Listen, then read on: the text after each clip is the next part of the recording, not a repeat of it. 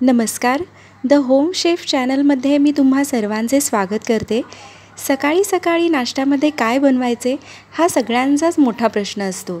पण शेवयाचं उपीट हा असा पदार्थ आहे जो झटपट होणाराही आहे आणि चवही देणारा आहे. तर इथे मी शेवया घेतलेल्या आहेत. एक वेळा शेवयाचा घेतलेला आहे. या एवढ्या शेवयामध्ये 4 माणसांचा नाश्ता आपण बनवणार आहोत. या शेवया ज्या आहेत ते थोड्याशा हाताने आपण तोडून घेणार आहोत आणि दुसरीकडे आपण कढई तापत ठेवलेली आहे.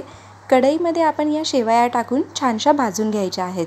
म्हणजे उपीट जेव्हा आपण बनवतो त्यावेळी त्याची टेस्ट जी आहे ती वाढते. थोडंसं तेल टाकून आपण भाजून घेणार आहोत म्हणजे शेवया ज्या आहेत उपीट बनवत असताना ते चिटकणार नाहीत. गॅसची फ्लेम जी आहे ती आपण मीडियम टू लोच ठेवलेली आहे, कारण शेवया ज्या आहेत ते करपणार नाहीत. आता इथे तुम्ही पाहू शकता शेवया ज्या आहेत ते छानशा भाजले गेलेल्या आहेत. आता गॅस फ्लेम आपण बंद करूयात आणि शेवया आपण एका ताटामध्ये काढून घ्यायच्या आहेत. आता गॅसवर आपण कढई ठेवलेली आहे तापत. कढईमध्ये 2 चमचे तेल घेतलेलं आहे. तेल छानसं गरम झालं की याच्यामध्ये आपण 1 चमचा मोहरी टाकणार आहोत.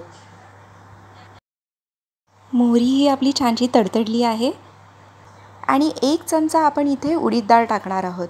उडीद डाळीमुळे आपला नाश्ता जो आहे तो चवीला होणार आहे, त्यामुळे त्याची टेस्ट जी आहे ती खूप छान लागते.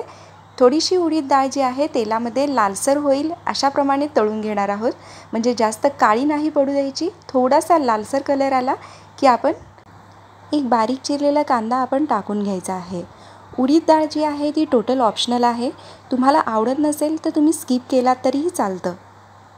कांदा जो आहे थोडासा तेलामध्ये परतून घेऊयात, म्हणजे त्याचा कच्चेपणा जो आहे तो निघून जाईल. आणि 4 ते 5 मिरच्या ज्या आहेत आपण कट करून घेतलेल्या आहेत त्याही आपण याच्यामध्ये टाकून घेऊयात. 5 ते 6 कढीपत्त्याची पाने टाकायची आहेत आणि अर्धी वाटी शेंगदाणे घेतलेले आहेत तेही आपण टाकून घेऊयात. आता हे सगळं प्रमाण जे आहे ते आपण उपीट किती बनवणार आहोत त्यावर डिपेंड आहे. आणि आता अर्धा चमचा हळद टाकून घेऊया. थोडंसं परतवून झालं की याच्यामध्ये आपण पाणी टाकून घेणार आहोत. पाणी जे आहे इथे मी 3 ग्लास घेतलेला आहे. आता शेवया जेवढ्या असतील त्याच प्रमाणात पाणी आपण इथे घेणार आहोत. बारीक चिरलेली कोथिंबीर टाकायची आहे आणि चवीनुसार मीठही टाकायचं आहे. आता शेवयामध्ये मीठ जे आहे ते आधीपासूनच असतं, त्यामुळे मिठाचं प्रमाण जे आहे ते आपण इथे बेतानेच घेणार आहोत. आणि आता या पाण्याला एक उकळी येऊ द्यायची आहे.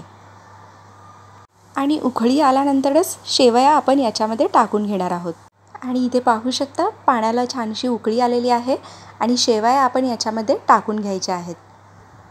शेवया आपण पाण्यात टाकून हलवून घ्यायच्या आहेत, म्हणजे सगळं काही मिक्स होईल आणि पाणी आठेपर्यंत आपण शेवया ज्या आहेत याच्यामध्ये शिजवून घेणार आहोत. शेवया छानशा परतवून झाल्यानंतर एक 2 मिनटासाठी आपण झाकण लावून घेणार आहोत, म्हणजे पाणीही आटेल आणि शेवयाही छानशा शिजल्या जातील.